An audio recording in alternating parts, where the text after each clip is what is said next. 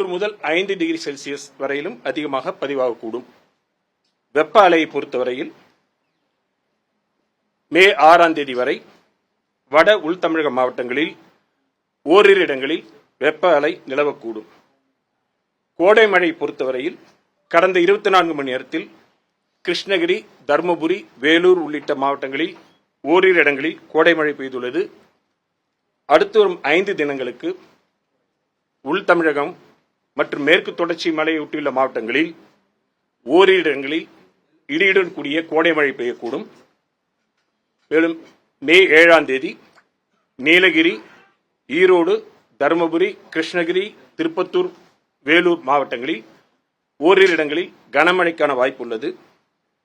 கோடை மழை பொறுத்தவரையில் கடந்த மார்ச் 1 முதல் இன்று வரையான காலகட்டத்தில் இயல்பு மழையானது 6 சென்டிமீட்டர், பெய்துள்ள மழையின் அளவு 1 சென்டிமீட்டர், 74% இயல்பை விட குறைவு. சென்னை மற்றும் புறநகரை பொறுத்தவரையில் அதிகபட்ச வெப்பநிலை அடுத்து வரும் 2 தினங்களுக்கு 39 முதல் 40 டிகிரி செல்சியஸ் வரை பதிவாகக்கூடும்.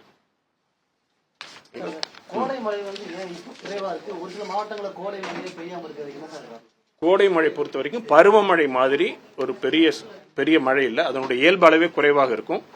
கோடை காலத்தில் நமக்கு இப்ப கூடிய காற்றுடைய போக்க பார்த்தீங்கன்னா தற்பொழுது இயல்பாக பார்க்கும் பொழுது வங்கக்கடல் பகுதியிலும் அரபிக்கடல் பகுதியிலும் காற்றழுத்தம் அதிகமாக இருக்கக்கூடிய பகுதி நிலவும்.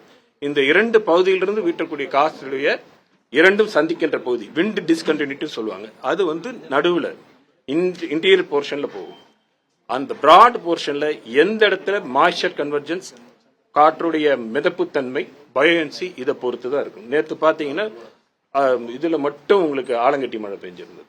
அது குறிப்பிட்ட குறுகிய இடத்துல குறுகிய காலத்துல தான் நிகழும். கோடைமழை பருவமழை மாதிரி ஒரு லோ பிரஷர் முடிய இருக்கக்கூடிய மழை கிடையாது.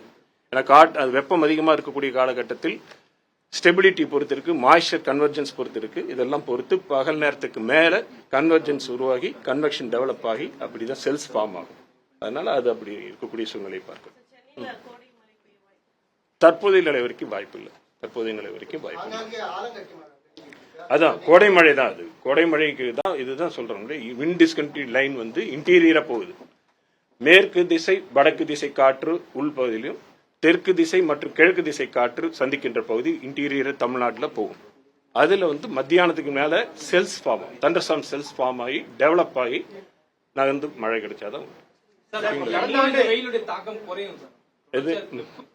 இது. இந்த காலகட்டம் மே மாத காலகட்டம் வெப்ப காலகட்டம் தான். இதுல கோடை மழை வருகின்ற பொழுது 1-2 தினங்கள் குறையலாம்.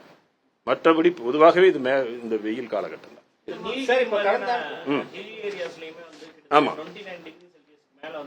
ஆமா, அதாவது வெப்பத்தை பொறுத்தவரையில் ஒன்னு பிராடர் ரீசன், ஒன்னு லோக்கல் எஃபெக்ட். ரெண்டும் கலந்ததுதான்.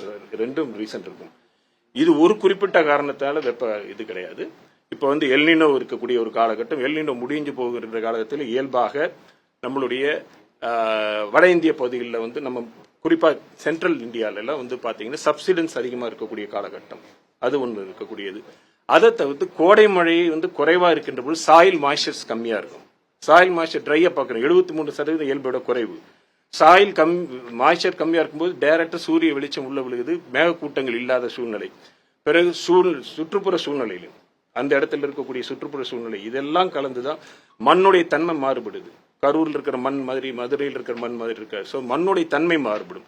Local effect plus regional effect ரெண்டும் கலந்துதான் உங்களுக்கு வெப்பநிலை மாறக்கூடிய சூழ்நிலை. இப்ப கடலோர பகுதியில் இருந்தா காற்று தரைக்காற்று, இப்ப சீ பிரீஸ் சென்னை மாதிரி இடத்துல கடல் காற்று தரைக்காற்று முடிவு பண்ணக்கூடிய விஷயமா இருக்கு. உள் பகுதியில அந்த அளவுக்கு காற்று இருக்காது.